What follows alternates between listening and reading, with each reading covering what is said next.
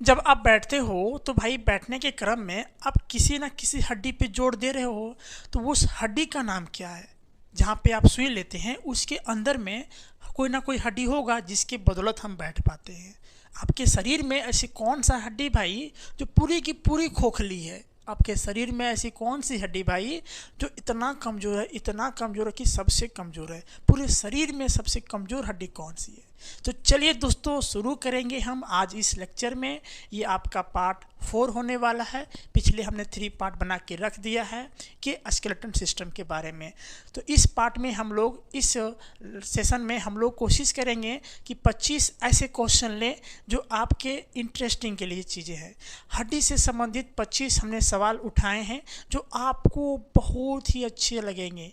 आपने कभी सुना भी नहीं होगा, बहुत कुछ जानते भी होंगे, बहुत कुछ नहीं भी जानते होंगे। तो चलिए हम शुरू करते हैं बारी बारी से कि कौन से हड्डी कहाँ पे है और क्या उसका नाम है।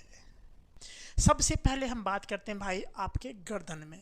तो जो गर्दन का हिस्सा है, ये वाला नेक वाला गर्दन, उसमें जो हड्डियों की संख्या है भाई वो 7 है। कितनी हड्डी है? 7 हड्डी। क्या आप जानते थे कि आपके गर्दन में कितनी हड्डियां हैं? भाई फेस में तो कोई बता देता है, कपाल में तो कोई बता देता है, लेकिन गर्दन में जो हड्डियों की संख्या होता है भाई कितना होता है? तो 7 होता है ना? इंटरेस्टिंग वाली बात। तो पहला क्वेश्चन हमने आपको बता दिया कि गर्दन में हड्डियों की संख्या 7 होती है। अब चलते हैं दूसरे क्वेश्चन की ओर। कान में जो हड्डियों की संख्या है, इस क्वेश्चन को आप जानते होंगे ना, तो इसे भी हमने शामिल किया है।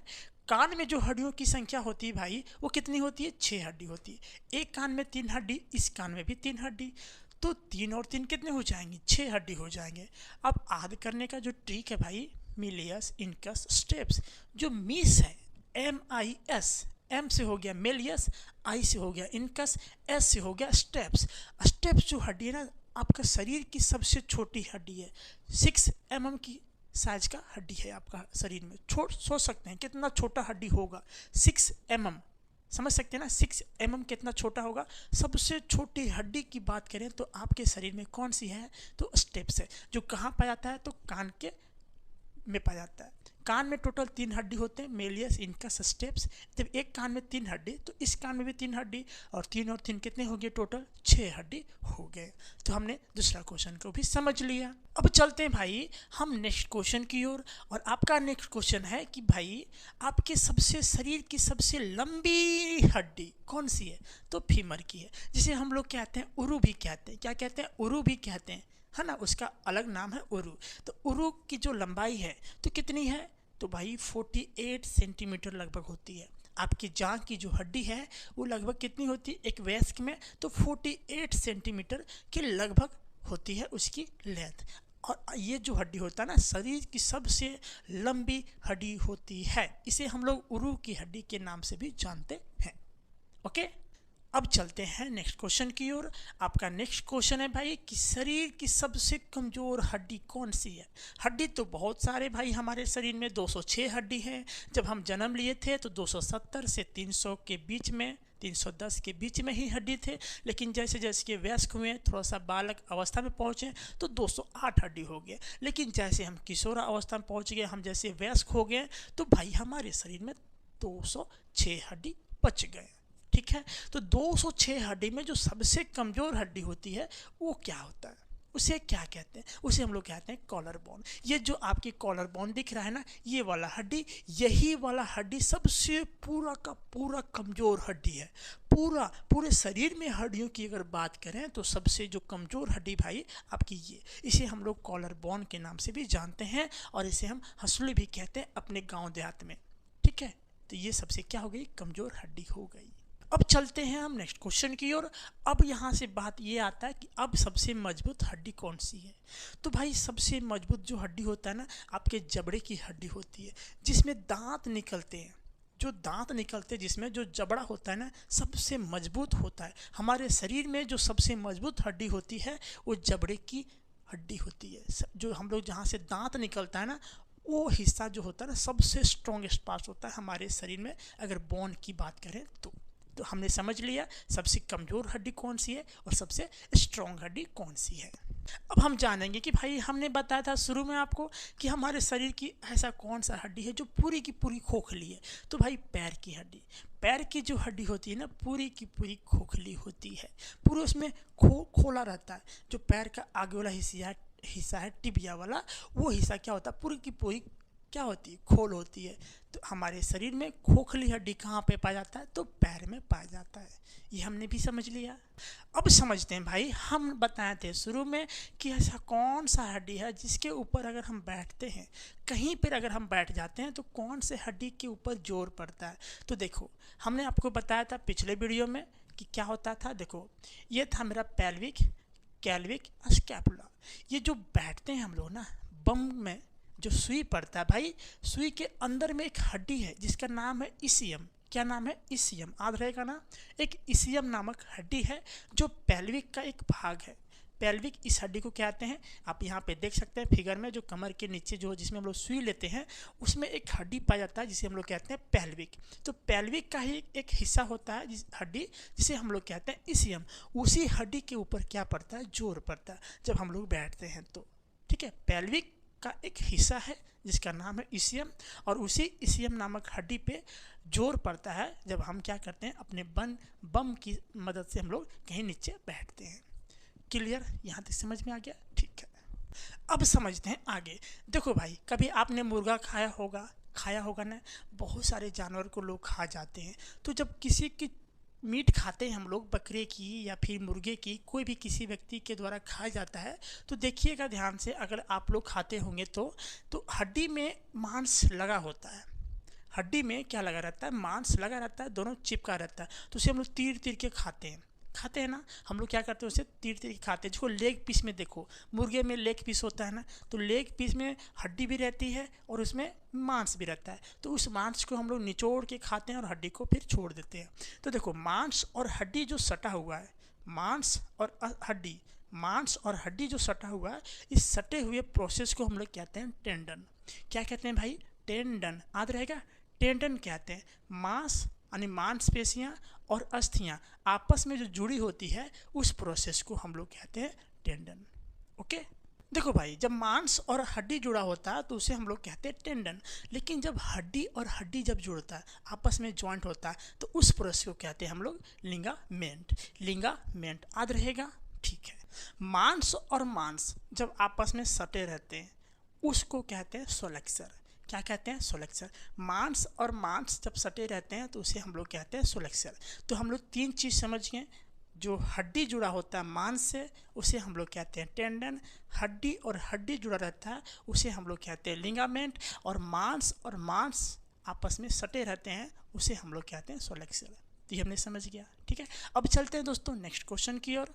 देखो भाई, ये वाला हिस्सा दिख रहा है आपको, ये वाला जो गढ़ा है यहाँ पे, फिलिप ह्यूज एक क्रिकेटर हुआ करते थे जो शायद ऑस्ट्रेलिया के थे। तो वहाँ पे उसको ना जब बॉलिंग किया गया तो उसको ना चोट लग गया इसी जगह पे, छोटी मस्तिष्क इसको हम लोग बोलते हैं। ये जो खाली जगह यहाँ आया ना, ये वाला देख रहे हैं खाली, इस खाली हुई जगह को हम लोग कहते हैं फोरमिन मैग्नन। और इसी फोरमिन मैग्नन की जगह पे ये जो छोटी दिमाग होता है यहाँ पे, जिसे हम लोग मेरुरज्जु कहते हैं, वो वहाँ पे उसे चोट लग गया था, तो उसके वहीं पे डेथ हो गया था। तो वो फिलिप ह्यूज नामक एक खिलाड़ी थे जिसे ये घटना उसे सहना पड़ा था। तो ये जो खाली जगह दिख रहा है ना, ये वाला हिस्सा जो खाली जगह होता है, आपका भी खाली जगह होगा, देख सकते हैं। यहाँ पे छू के देखिए भाई, आपका भी खाली जगह होगा। इसे हम लोग कहते हैं फोरमिन मैग्नन। इस खाली हुई जगह को, खोखले हुई जगह को हम लोग कहते हैं फोरमिन मैग्नन कहते हैं। ओके, चलो अब ध्यान समझिएगा। ये हड्डी है ना, हड्डी के जॉइंट के पास एक द्रव पाया जाता है। देखो भाई, ये हड्डी है ना, यहाँ पे देखो, ये हड्डी है ना, तो ये हड्डी जो देखो भाई, ध्यान समझो यहाँ से। ठीक है, ये हड्डी है ना, ये हड्डी आगे पीछे हो रही है, देख रहे हैं। तो यहाँ पे इस जोड़ के पास एक लिक्विड पाया जाता है जिसे हम लोग कहते हैं सैनोबियल लिक्विड, सैनोबियल द्रव पाया जाता है। तो यहाँ पे ना एक द्रव पाया जाता है, लिक्विड पाया जाता है, जिसकी मदद से ही दोस्तों हम ये हाथ को आगे पीछे कर पा रहे हैं। बुढ़ापे में क्या होता है ना, ये वाला जो द्रव है, सैनोबियल नामक जो द्रव है, वो कमी हो जाता है, जिसकी वजह से गठिया रोग हो जाता है। तो लोग देखते हैं कितना मुश्किल से उठ पाते हैं, जब उसे उठना होता है तो कितना मुश्किल से उठना पड़ता है, बोलता है मैया गे मैया करता है ना, बहुत ही दिक्कत होता है बूढ़े लोगों को। तो इसका मतलब क्या है कि उसके जो जॉइंट है हड्डी का जो जॉइंट है उस जॉइंट में साइनोवियल नामक जो द्रव होता है ना वो ख़त्म हो गया है, जिसकी वजह से उसे उठने में दिक्कत होता है। जैसे पैर मुड़ा रहता है तो मुड़ा जब रहता है पैर तो उसे खोलने में दिक्कत होता है ना। अब वहाँ पे अगर द्रव रहता है तो आसानी से वो खड़ा हो जाता, दिक्कत नहीं होता है। लेकिन वहाँ पे द्रव की कमी होती है। कौन सी द्रव? साइनोवियल नामक द्रव, जिसकी वजह से बूढ़े लोगों को एक बीमारी हो जाता है, जिस बीमारी का नाम है गठिया। ठीक है, इसी द्रव की कमी से गठिया रोग हो जाता है, जिस द्रव का नाम है साइनोवियल द्रव। ओके, सबसे चमकीला हड्डी कौन सी है हमारे शरीर में? तो सबसे चमकीला हड्डी की बात करें तो भाई टिबिया है। ये टिबिया है कहाँ? तो हमारे पैर में पाया जाता है। हमारे पैर में 2 हड्डी पाई जाती है। हमें तो लगते हैं भाई एक हड्डी है, लेकिन हमारे पैर में 2 हड्डी हैं। एक का नाम है टिबिया, एक का नाम है फेबुला। टिबिया के जो आगे वाला पोर्शन हमें दिखाई देता है, ये फिगर जो देख सकते हैं, इसको कहते हैं टिबिया, जो आगे वाला साइड होता है। फेबुला जो पीछे की साइड एक हड्डी होता है, उसे हम लोग कहते हैं फेबुला। तो आगे वाला जो हड्डी होता है जिसे हम लोग कहते हैं टिबिया, ये सबसे चमकीला होता है, सबसे चमकीला हड्डी होता है। जब मनुष्य को जलाया जाता है मरने के बाद, तो भाई उसमें 2 चीज़ें ऐसी है जो ना ही जलती है, जलती ही नहीं है। तो ऐसा कौन सी चीज़ें हैं? अगर आप जानते होंगे तो कमेंट बॉक्स में ज़रूर बताइएगा। मैं आपको बता देता हूँ कि वो जो चीज़ें हैं ना, वो आपका नाखून है और आपका दांत है। दांत का ऊपर वाला हिस्सा जो मुलायम होता है वो तो जल जाता है, लेकिन जो अंदर वाला हिस्सा होता है दांत का, वो जलता ही नहीं भाई। और एक आपका नाखून, नाखून को काट के उसे आग में जलाने की कोशिश कीजिएगा। कभी अगर आपका नाखून बढ़ गया ना, तो उस नाखून को काट लीजिएगा और जलाने की कोशिश कीजिएगा, वो नाखून जलेगा ही नहीं। तो 2 ऐसे चीज़ें हैं आपके शरीर में जो आग में जलता ही नहीं है, आपका दांत और आपका नाखून। ये 2 चीज़ें जलेगी ही नहीं। तो ये 2 चीज़ें क्या है, मरने के बाद भी लोगों को नहीं जलती है, नाखून और कौन? दांत। दांत का ऊपरी हिस्सा तो जल जाता है, लेकिन अंदर वाला हिस्सा जो होता है नहीं जलता है। ठीक है, बोन, हड्डी जिसकी बात हम कर रहे हैं भाई, इतना कठोर होता है, इतना कठोर होता है, किसके वजह से? तो भाई देखो, ध्यान समझो, हमारे जो हड्डी होता है उसमें कैल्शियम फॉस्फेट और कैल्शियम कार्बोनेट पाया जाता है। कैल्शियम फॉस्फेट और कैल्शियम कार्बोनेट दोनों पाया जाता है, जिसकी वजह से इतना स्ट्रॉन्गेट होता है। ये बहुत ही स्ट्रॉन्ग होता है हमारे हड्डी। उसका कारण जो है वो क्या है? कैल्शियम फॉस्फेट और कैल्शियम कार्बोनेट। ओके, अब हम चलते हैं नेक्स्ट क्वेश्चन की ओर। हमारे हड्डी में एक तरह की प्रोटीन पाया जाता है। हमारे शरीर के जो हड्डी भाई, उस हड्डी में एक प्रोटीन पाया जाता है जिसका नाम है ओसिन प्रोटीन। क्या नाम है भाई? ओसिन प्रोटीन। ये आपके शरीर के हड्डियों में पाए जाने वाला प्रोटीन है। अगर आपकी हड्डी टूट गया है और आप 30 साल से पहले की उम्र में हैं, तो भाई आपको हड्डी जॉइंट करने में ज़्यादा देर नहीं लगेगा। मुश्किल से 20 दिन लगेंगे, आपको 25 दिन लगेंगे और आपका हड्डी जॉइंट हो जाएगा। लेकिन जैसे जैसे आप 30 साल के ऊपर चले जाओगे, अगर आपको भगवान न करे हड्डी टूट गया, तो भाई उस हड्डी को जुड़ने में बहुत ही तकलीफ होती है, बहुत टाइम टेकिंग कर लेता है वो, क्योंकि जो घनत्व होता है हड्डी का वो घट जाता है। बात ऐसा है कि जब कोई बूढ़े की हड्डी टूटता है ना, तो उसे जॉइंट होने में बहुत समय लगता है, लेकिन वही किसी बच्चे की हड्डी टूट जाती है तो भाई उसको जॉइंट होने में ज़्यादा दिक्कत नहीं होता है। एक छोटा सा बच्चा जिसे 300 के करीब में हड्डी होता है, उसका हड्डी और टूट गया तो क्या दिक्कत है? बढ़ जाएगा, लेकिन बाद में जॉइंट हो जाएगा। लेकिन एक बूढ़े की हड्डी अगर टूट गया तो उसे जॉइंट होने में बहुत समय लगता है। तो आप अगर 30 साल से ऊपर के एज के हैं तो अपने हड्डी को थोड़ा सा बचाइएगा टूटने से, क्योंकि आपको फिर उसको जोड़ने में बहुत तकलीफ का सामना करना पड़ेगा। तो उस चीज़ से बचिएगा, ठीक है, क्योंकि घनत्व होता है 30 साल से नीचे के बच्चों को हड्डियों को जॉइंट करने में उतना दिक्कत नहीं लेता है, उतना टाइम नहीं लेता है जितना 30 साल के ऊपर व्यक्तियों को हड्डियों को जोड़ने में टाइम लेता है। बाल अवस्था में भाई 208 हड्डी होते हैं, लेकिन जैसे वयस्क हम लोग पहुंच जाते हैं तो टोटल 206 हड्डी हो जाते हैं, जिसे पूरी संसार जानते हैं कि हमारे शरीर में कितने हड्डी हैं, 206 हड्डी हैं। लेकिन बाल अवस्था में जानते हैं 208 हड्डी होता है, फिर वो जोड़ के 206 हड्डी हो जाते हैं। ओके, हमारे शरीर में टोटल 3 तरह का बोन सेल पाया जाता है। एक का नाम है ओस्टियोक्लास्ट, दूसरा का नाम है ओस्टियोब्लास्ट और तीसरा का नाम है ओस्टियोसाइट।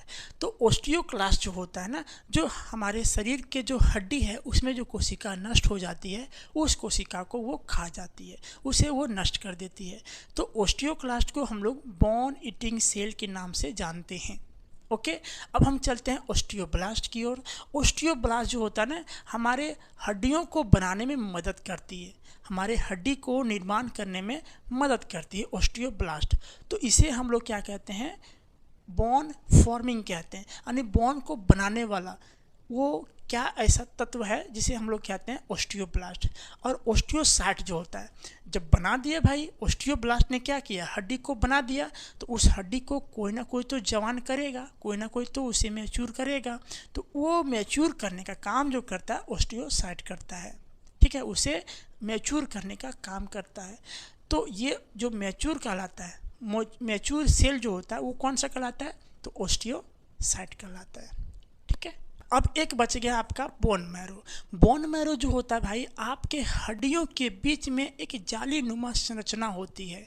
हड्डियों, जहाँ जहाँ हड्डी गया है उसके बीच में एक जाली नुमा संरचना होती है, जिसे हम लोग कहते हैं बोन मैरो यानी अस्थि मज्जा। और इसी में हमारे शरीर का जो आरबीसी है, रेड ब्लड सेल जो है वो बनाता है।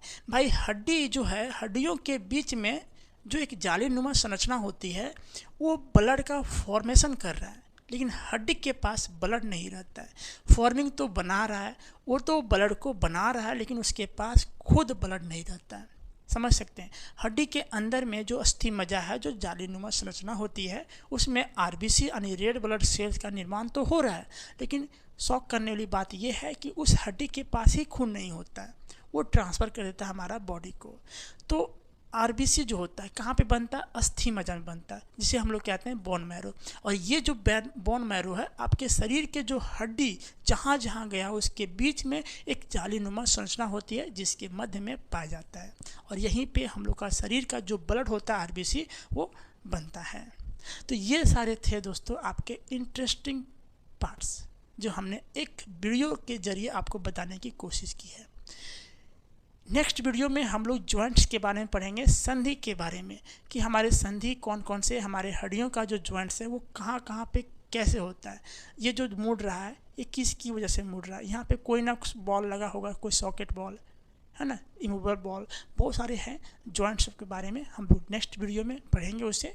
ये वीडियो दोस्तों अगर आपको अच्छे लगे होंगे, इतने सारे जानकारी हम दिए आपको, अगर अच्छे लगे होंगे तो लाइक ज़रूर कीजिएगा, और नए हैं तो दोस्तों तक इसे ज़रूर शेयर कीजिएगा। मिलते हैं दोस्तों नेक्स्ट वीडियो में, तब तक के लिए जय हिंद।